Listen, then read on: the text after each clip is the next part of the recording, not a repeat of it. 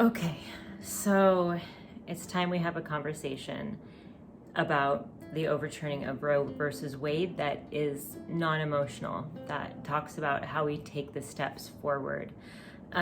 This video is not going to be like videos that I've posted in the past. Going to be a little bit more free form. What we're going to talk about here, what I'm going to talk about here, it's only me talking to myself right now, is supporting education of menstrual cycle, how we can do that to support our sisters. I have notes right here. We're going to talk a little bit about natural ways to prevent pregnancy. We are going to talk a little bit about male contraceptives. I'm not an expert on the topic, nor am I an expert on natural contraceptives that I'm going to talk about, but I do think it's important to shed light, and you can do your own research. We're going to talk about the sperm life cycle, and I'm going to share my own abortion story. So if you are excited about that, like this video, because that is how we spread this menstrual cycle education. If you leave a comment, that helps this reach more people. So first things first, let's talk about the first thing that helps us prevent unwanted pregnancy, and that is knowing our cycle. So depending on if you have a 26-day cycle, 28-day cycle, your ovulatory window is always the same. It's a period of a couple hours up to 24 hours, up to a full day. That is your ovulatory moment, the moment of ovulation. It's a moment, right? The ovulatory phase is 2 to 4 days for some people.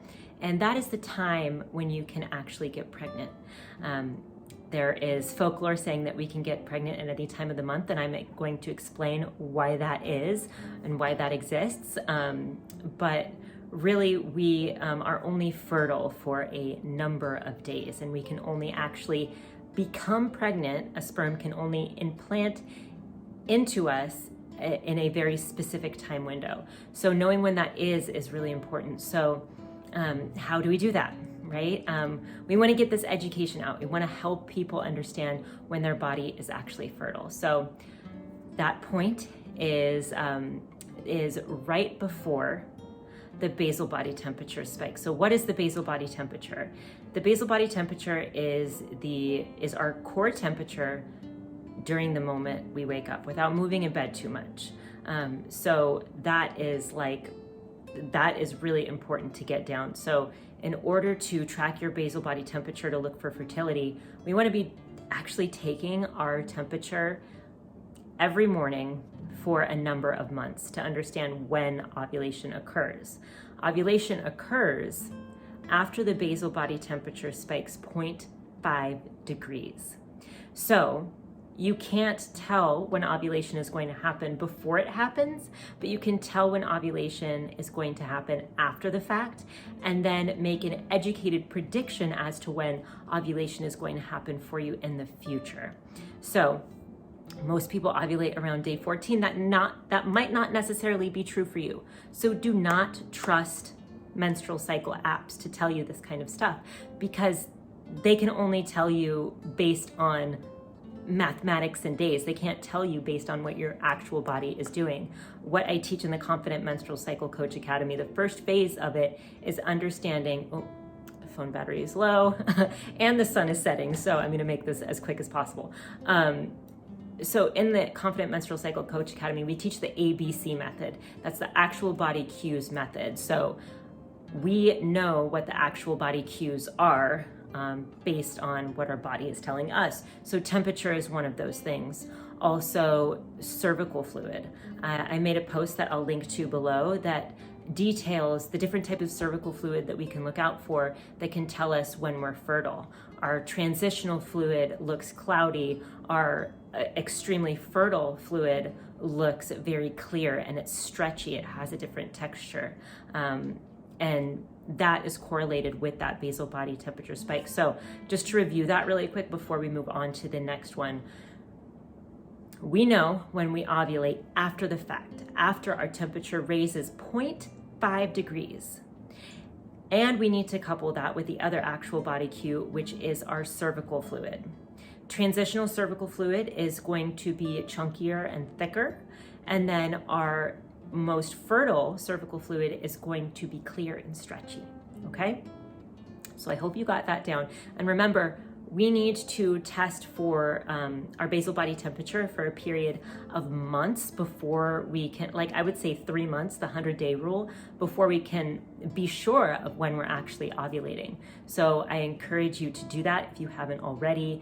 And through that period that you are tracking for your basal body temperature, you're going to learn so much about your body's ovulation, the cues. You might feel sexier, you might feel more confident, you might feel more libido. Like, track for these things your body's going to tell you when you ovulate. All right.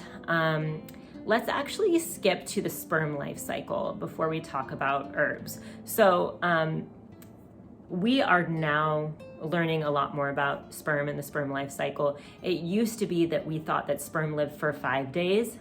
That would be convenient. Sperm actually lives for up to 10 days in the right environment. So remember, everything is on a bell curve. Like, there's some sperm that live for a day, there's sperm that live for 5 days, and there's sperm that can live up to 10 days.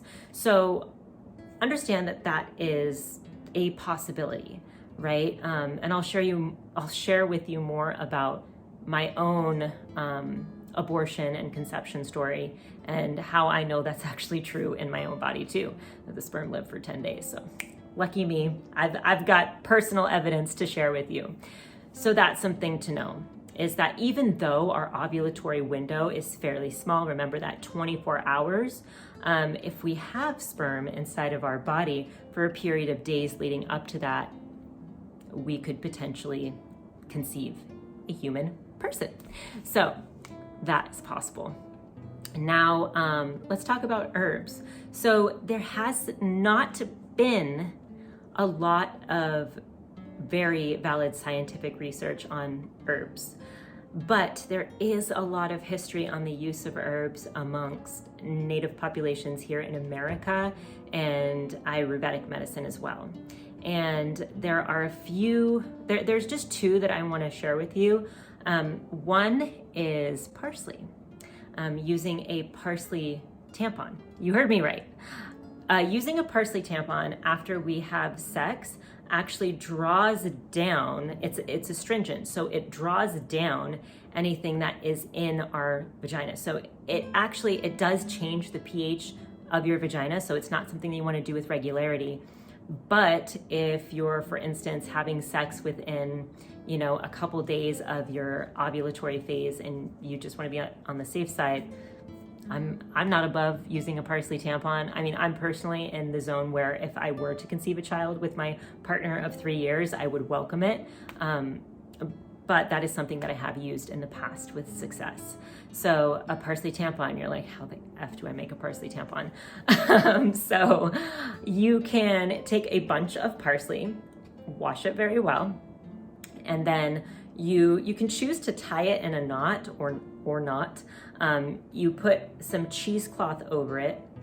I wish I had a demonstration, but I'm making this like on the fly, so I don't. So pretend like this is the parsley. Then you put the cheesecloth over the parsley, and then you tie a knot around the end, and that is your tampon string. So you put the parsley in the cheesecloth into your vagina, and that draws down. And you can sleep with that. You can put it in for a number of hours. Expect to, when you pull the parsley out, for there to be discharge or even semen on the parsley tampon. So that's one thing you can use as a preventative. And then there is also wild carrot seed, aka Queen Anne's lace. And that has been used widely by a variety of different cultures throughout the years. And there is some preliminary research on it that does show evidence that it is effective, which is actually really exciting. So there are different ways to take this. Some people make a tincture, so that's putting it in a bit of alcohol and letting it sit. Some people take wild carrot seed and roll it in a ball. My partner just walked in, hi honey. And roll it in a ball, like with nut butter and other seeds to make like a tasty treat. You can put it in the Cuisinart with almond butter and dates and oats and make a ball, a anti-fertility ball, if you will. So there are a lot of different ways to consume wild carrot seed. I encourage you to look up the research studies that I posted because there's a lot of information on there. One research study that I'll also share is an Ayurvedic study where they reviewed all of the Ayurvedic herbs, and that research study actually showed all of the different herbs that have been used in Ayurvedic medicine to prevent conception and what point of pregnancy they actually worked as an abortifacient or abortifacient. I'm not sure how to pronounce the word, I'm sorry. So that's something to look at if you're into studying this more. And I encourage you to do your own research. Granted, there isn't a whole lot of research on herbs to act against pregnancy, but I guarantee you that in the coming months and years, there's gonna be a lot of people that are working towards furthering that area of study. So we have a lot to look forward to as people with uteruses that can conceive children. So aren't we excited about that? All right, male contraceptives. Isn't that nice? Thing about male contraceptives. We can also talk about female contraceptives too. So male contraceptives, there has been research and evidence of doing hot baths to prevent pregnancy as a male contraceptive. There's now devices to prevent a viable sperm being produced. Of course, there's vasectomies that are completely reversible. And so there are so many things that are male allies, that have typical male-bodied parts can do to support us sisters in not having to carry children. And I think that is, I think that's a topic that is very much underrepresented. And like I said before, I don't know much about male contraception, but it's definitely something that is worth looking into, right? Like vasectomies are very accessible. In California here, we can still get them at Planned Parenthood, so isn't that nice? But definitely something to look into. Female contraceptives, the one that I'm sorry, I have something in my eye. The one that I would, if I had to get on a contraceptive, which I prefer not to, and I'm not judging that, I would choose the copper IUD because it's non-hormonal. There is a little bit of evidence saying that it could change some progesterone levels and change the cycle a little bit, but it's the one that is the most non-hormonal. So that's the one that I would get if I had to choose one. There are other contraceptives that you can get. You can get the pill, you can get the patch, you can get the injection, you can get, okay, I already mentioned the patch. You can get a different type of IUD. There are so many different options that we have. I even had a friend who got her tubes tied because she is sure that she does not want children. So there are so many means of contraception that are available to us. So it's important that we know that, and it's important that we make informed choices about the contraceptions that are available to us. The birth control pill, I personally wouldn't do because it leaches nutrients and it changes our hormones. It can change our skin and our mental capacity and our mental state. If you want me to do another video about birth control, please tell me in the comments below. And while you're thinking about commenting below, please do so, letting me know your biggest takeaway or something that you'd like to add or know more about, because remember, commenting helps get this information out. Liking the video also helps get that information out. Okay, last thing, because we're at 14 minutes now and I'm probably losing light. Last thing is my own abortion story. So I was having sex with my partner the last day of my menstrual cycle. That would be my luteal phase. So the last day of my bleed phase. And I asked him to come inside of me, and he did. And then I ovulated weeks later, and then I conceived a child. I was late on my period, and I took a pregnancy test 2 days after my period was supposed to be. And that day we were going to a baby shower, and I realized that I was pregnant that day. And I decided it took me everything to get an abortion. And I tried some abortifacants, but I was simply too late in my pregnancy to do that. Oh, something I didn't mention about wild carrot seed is that you have to take wild carrot seed with consistency during ovulation to prevent pregnancy. Okay, should have put that before, but I hope that you're still here, so you know that. Anyway, so I didn't do that around ovulation, which I should have, and I was too late with the other abortificants that were recommended to me by herbalists, and all the herbalists that I was going to were highly recommending me to get a medical abortion or take the pill, the abortion pill. And I was resisting that for a while because I was thinking about having this baby. And I decided eventually, after trying all sorts of things, that I wanted to get an abortion. And I was in Planned Parenthood for hours, and these wonderful technicians at Planned Parenthood were just holding space for me, and they wouldn't let my partner in the room because they didn't want my partner to sway my decision at all. And so they were just there holding space for me, with me while I cried, making this decision. I finally made the decision. I decided to take the pill instead of getting the medical abortion where they do the procedure. And then I was in this crazy lucid state where I felt like I was dreaming as I was having these really painful contractions. And then the next day I went for a walk, and they recommended that, I wear a pad for the next week or so because I'm going to bleed for about a week.